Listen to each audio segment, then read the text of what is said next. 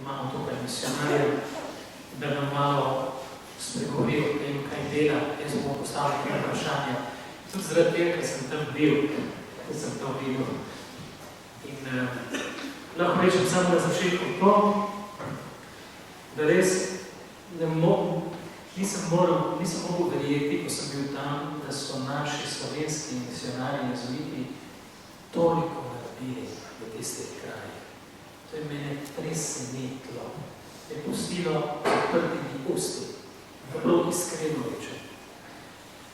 Tako sred naprej z tem intervjujem. Jaz sem vesel, da si z nami danes tukaj, dragi Lojze. Skupaj so preživeli nekaj časa v Kasungu, v Malaviju.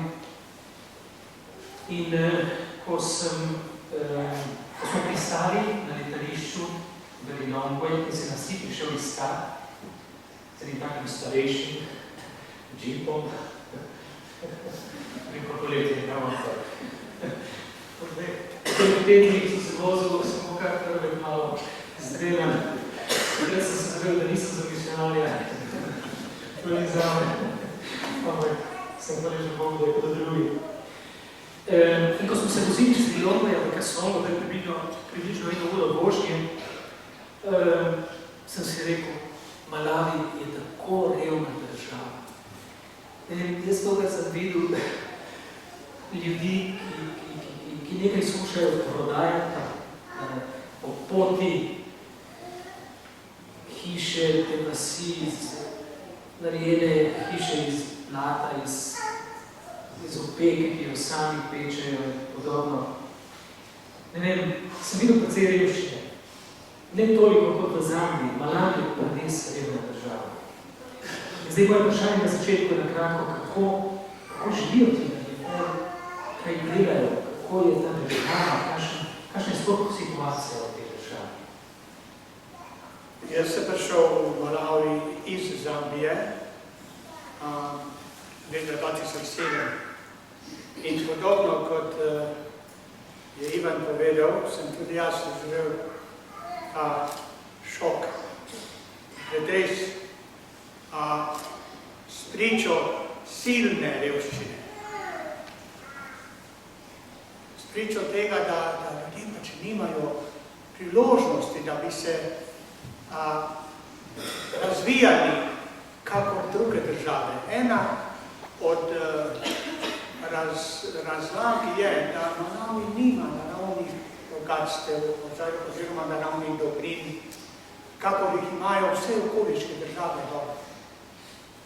In imam nobene rude. Naša zemlja sicer je dobra za poljedelstvo, ampak je zelo visoko ležeča, 1000 metrov planota.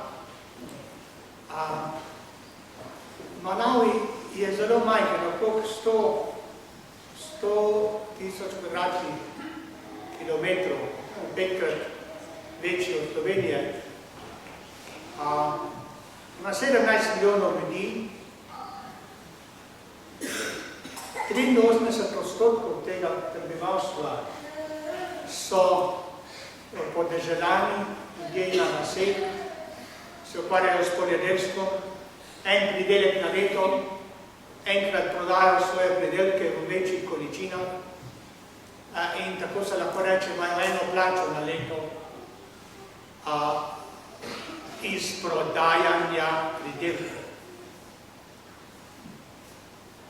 90% prebivalstva, vključujoč vlade, nima nobene formalne zaposlitve, 10% je ljudi, ki imajo zaposlitev v izobrazbi, v zdravstvu, v vojski, v policiji, ta državni aparat. Je tam, imamo državni aparat, ampak to menda vse pobere, kar je denarja da gre se na okoli z njim. Vse poberejo, to so državne plače, niso ne vem kakve. Revščina je v tem, da nimajo sredstev, nimajo povezav na podeželju. Si videl tiste ceste, ki so, če zapustiš asfalt, pozabili na kak fajn avto, no? Še tisti Land Cruiser je zelo zmatran. Sem vesel, da si to opazil, ker mogoče ima kakve namene, da nam kakega novega pošle, kaj? Potem drugič. Tam je ena slika, ki kaže resno v šoli, osnovna šola. Glejte, koliko je otrok nabitih noter, kot šibice. Jaz sem jih preštel. 196 je bilo v 3. razredu. No, moram povedati tudi to, da mnogi mlajši, ki še niso v 1. razredu, kar zraven grejo, zraven sestric ali pa zraven bratov, da preživijo dopoldne z njimi, ker mogoče je mama kaj na polju, ali išče drva po gozdu, ali nosi vodo od daleč. To so njena dela, poleg pranja in kuhanja, in da skrbi za družino. To je nekaj teh stvari, ki nam perpetuirajo oziroma v nedogled podačujejo našo revščino v naravi. Ko smo s patrom Williamom obiskali vasi, kjer so naši jezuiti postavili cerkve, to jih je to, in vsako krat, ko smo prišli do vas, jaz ne vem odkot, res. Ampak v trenutku je Gospod pred nami. Z drevesa, z hiš, z gozda, vse je prihitelo k nam in nas gleda. Meni so se dotikali, da sem imam belo kožo. To so vsi, ki mi hoteli vsega podobno. Tako drugo vprašanje je to, ko smo prišli v Kasungo, tam, kjer vi živite, kjer smo mi preživeli tudi v skupnosti, tam smo maševali, tam je kar tako hiša. To, kar mi je presenetno, da je zagrajena z obzidjem ta skupnost. Obzidje, ki je 2 metra visoko, kot je na utrbu. In so se čudili, da zdaj gremo v utrbu, bomo živeli v utrbi, zakaj človek tam, pa jezuiti živijo obzidani kot v utrbi.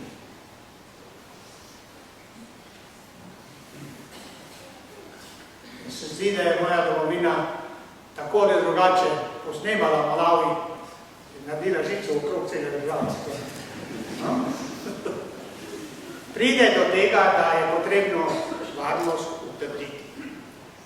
Revščina ima tudi negativne posledice in rezultate in eden od teh rezultatov je napadalnost. Roparske skupine se pojavijo in hodijo okoli po noči, tu in tam kaj najdejo, tu in tam nasilno mogoče. Pri nas se še do tega ni prišlo. Patri, ki so bili tam pred mano, pater Grošer in pater Rozman, so uredili naš bivak kar prijetno. Je pa res, da moramo imeti zagrajeno, tako je, tudi drugi imajo, nismo mi edini. Skoraj vse cerkvene ustanove v državi so tam, kjer je meja, tukaj ljudje postavijo zid ali zidek ali pa žično ograjo. V revnih krajih so vedno tele socialni problemi, ki se pojavljajo in Malawi ni izjema, ni pa tudi najhujši v Afriki, daleč od tega. So druge države veliko bolj nevarne in veliko bolj nasilne, tudi do nasilja nad življenjem samim, ponekod. Je pa to spet odraz, kot sem prej omenil, pomanjkanja priložnosti. Sploh se v glavnem mestu se nenehno dogajajo oblomi, še posebej čez dan, ko ljudje grejo delati. Jaz slišim tukaj v domovini prvič, da so vlomi čez dan, recimo, kjer ljudje grejo na pogreb, navadno vse gre iz družine. Pri moji sestri v Bonicah se je to zgodilo lani, v tisti vasi, ne v njenem domu. Vlom v hišo med pogrebom. Torej, ti pojavi se nekako širijo, ne vem, če iz Afrike v druge kraje ali iz drugih krajev spet nazaj v Afriko, kakorkoli. To so dejstva, s katerimi verjetno pač vse varnostne službe posod imajo opraviti. Ampak gre bolj za vtis, ki ga mi vsi dobimo, ko gledamo po televiziji, večkrat vidite kakšne revne scene, prikaze, lakote in tako dalje. To nas globoko nagovori, še več. Zaboli človeka, ko vidiš to revščino. Jaz včasih vidim mamo s 3 otroci, 2 na njenem hrbtu, eden zraven leti, pa je proti večeru in pravi, gremo po drva, potem še pa po vodo. Ja, pa je noč, kako boste drva iskali? Ja, bomo že nekako. Kako si more to tako življenje, to si ga ne moremo predstavljati mi. Še mi nekaj, to živimo. Kaj nas zaboli? Zaboli nas to, ker se revščina nekako upira človeku. V vseh nas kako da vstane en protest. Tole je nemogoče, to se ne sme dogajati. Tule moramo nekaj narediti. Človek začuti v sebi, morda je solza spremlja to čutenje. Ampak mi čutimo, da je življenje več vredno, da ni vredno take revščine. Meni se zdi, da je to doživetje tisto nekje v notranjosti, ki nas vse misionarje drži dol. Toliko misionarjev pripoveduje, da hočejo nazaj, jaz tudi, za par tednov, grem nazaj. Nekje je tu ena taka nenapisana zaveza med trudom, da se ti naši reveži dvignejo iz pomanjkanja, vsaj delno, da bo manj nevednosti, da bo manj bolezni, da bo več dela, da bo več zdravja. To so te teme, ki nosijo srce misionarjev.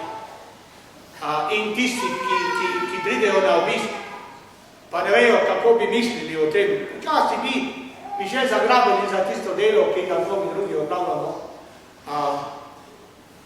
Gre za tisti notranji duhovno doživetje pomanjkanja, revščine, neimetja, lakote. Tiste povešene oči.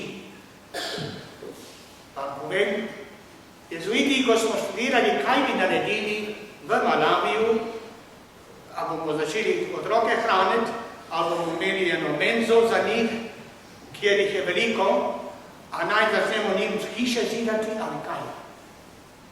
Končna analiza je bila, postavite šolo, to so tudi škofje naš prosili. Dejte nam eno dobro srednjo šolo, kjer se bojo naši mladi lahko bolje usposabljali, da se bojo dobro usposobili za naprej, za delo v Malaviju, da bojo tukaj ostajali, da ne bojo iskali novih domov širom po svetu.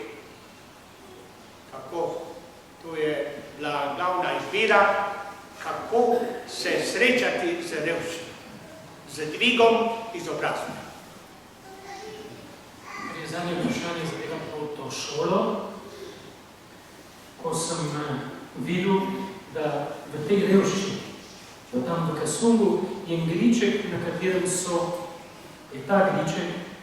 so začeli graditi šolo, srednjo šolo.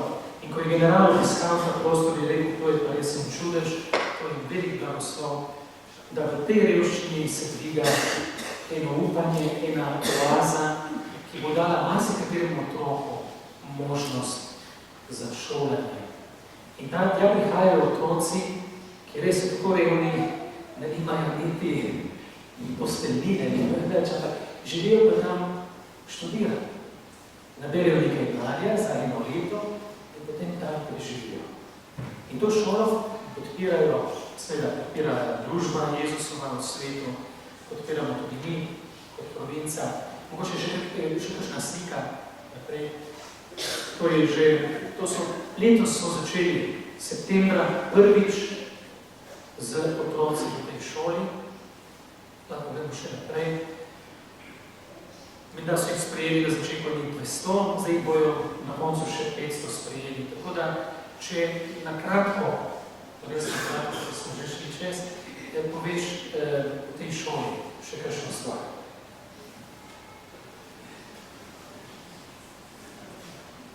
Šola se imenuje jezuitska gimnazija oziroma Loyola Jesuit Secondary School. Ideja te šole je v tem, da bodo vsi učenci imeli življenje v internatu.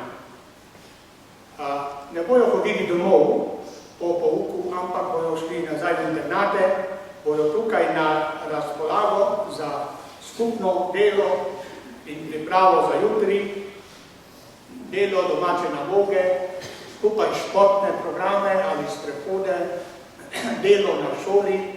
Naši učenci imajo v rokah vse, kar zadeva čiščenje šolskih prostorov in šolskega okolja.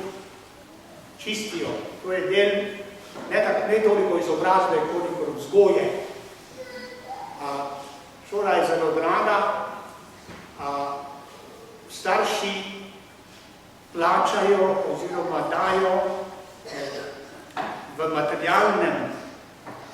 materialni obliki dajejo svoje prihranke za življenje svojih otrok v internatih. Sicer je pa šola brezplačna, ker imamo dogovor z vlado, da vlada plačuje učitelje.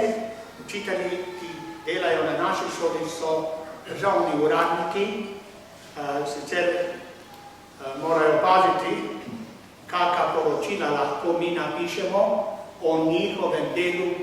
3-krat na leto moramo to delati. Enkrat smo že pisali, na koncu vsakega 3 meseča napišemo poročilo o njihovem delu in če vlada ni zadovoljna, zamenja učitelje in nam da drugih.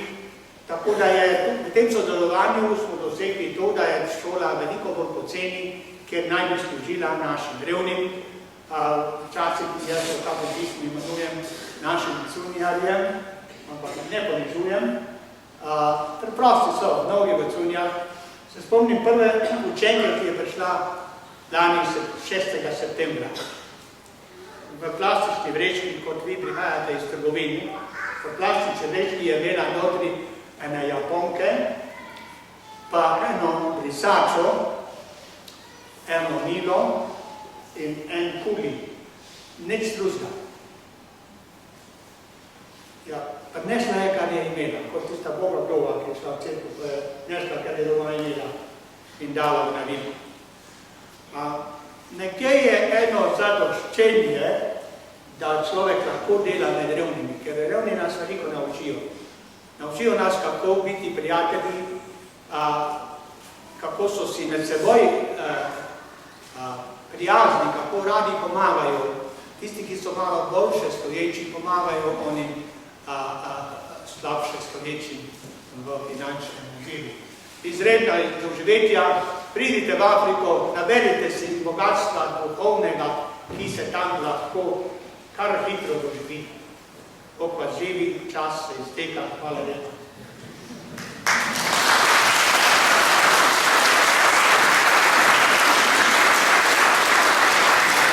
Zaključili s tem pogovorom, ki se te zahvaljujem. Lahko tudi vi podprete malenkostno, seveda tudi ta projekt v Afriki, zdaj Lojze zbira za pohištvo, za mize, za postelje. On bo tukaj še 2 tedna, preden gre, kdor želi lahko podpreti ta projekt, ki ga podpira tudi družba. Hvala vsem.